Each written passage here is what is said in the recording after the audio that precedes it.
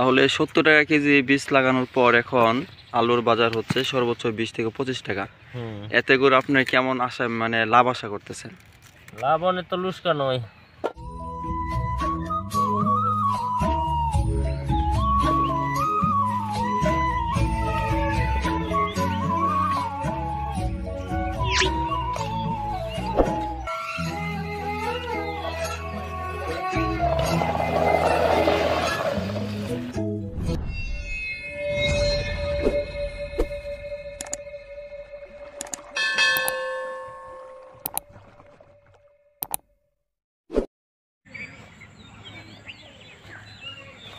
যেখানে কৃষি, খামার, কৃষক এবং খামারিদের সুখ, দুঃখ, হাসি, কান্না, বেদনা মিলেমিশে একাকার, সেখানে আমি কৃষক এবং খামারিদের সফলতা এবং ব্যর্থতার গল্পগুলো আপনাদের সামনে তুলে ধরার চেষ্টা করি। সেই ধারাবাহিকতায় আজকের পর্বে আমি এসেছি গাজীপুর জেলার কাপাসী উপজেলার বারিশাব ইউনিয়নের বানাহাওলা গ্রামে। এটি আমার নিজ গ্রাম।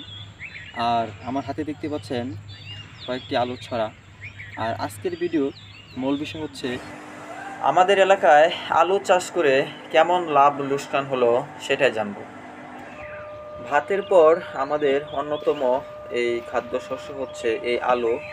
এর জন্য কিন্তু সারা বছরে এই আলুর চাহিদা থাকে প্রচুর পরিমাণ। আমার সামনে হচ্ছে আমাদের বিলাল ভাই। বিলাল ভাই, আপনার কয় কেজি আলু লাগাইছিলেন?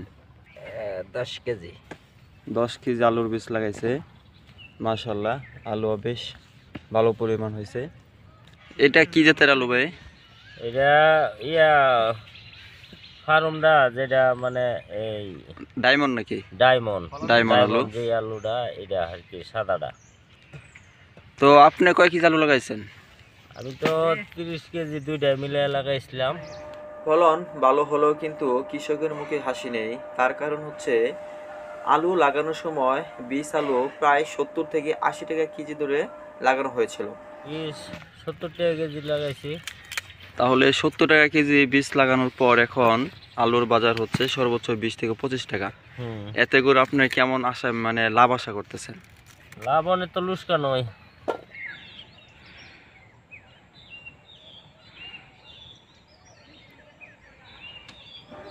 আবহাওয়া অনুকূলে থাকায় এই সিজনে তেমন একটা রোগবালাই দেখা যায়নি।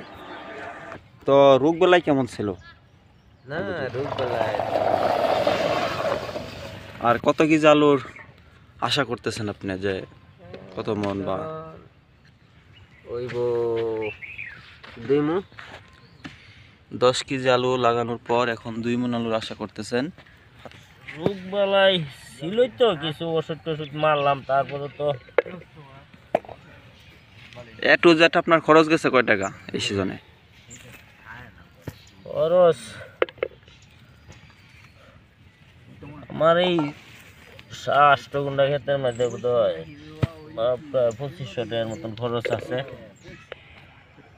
যদিও আমাদের এলাকার মাটি হচ্ছে এঁটেল দোআঁশ মাটি, এজন্য মাটি অনেক শক্ত থাকায় ফলন হয় কম এবং জমিতে পানি, সার, গোবরের ব্যবহার করতে হয় প্রচুর পরিমাণ। আর আমার ক্যামেরার সামনে অনেকে দেখতে পাচ্ছেন যে আলু কেমন হয়েছে, তো তাদের কাছ থেকে আমি কিছু জানবো। একসময় তো আমাদের এলাকায় আলু চাষ করতোই না, এই অনুযায়ী তো এখন অনেকে চাষ করতেছে এবং ভালো ফলন হইতেছে। যেহেতু আমাদের এলাকায় খরচ অনেক বেশি, তারপরও যে পরিমাণ আলু হইতেছে মোটামুটি আশার আলুই দেখা যাইতেছে। তুমি বলতেছো যে সামনে যদি কৃষকেরা একটু ভালোভাবে পরিচর্যা করে তাহলে ফলন আরও বাড়বে? হ্যাঁ, অবশ্যই বাড়বে। যে এই সময় তো জমি পড়া থাকে, কোনো ফসল হয় না, এই জন্য ফাঁকে দিয়ে আলু চাষ করাটা মানে একটা বেশি ফসল, বেশি টাকা, এটা ভালো সবার জন্য।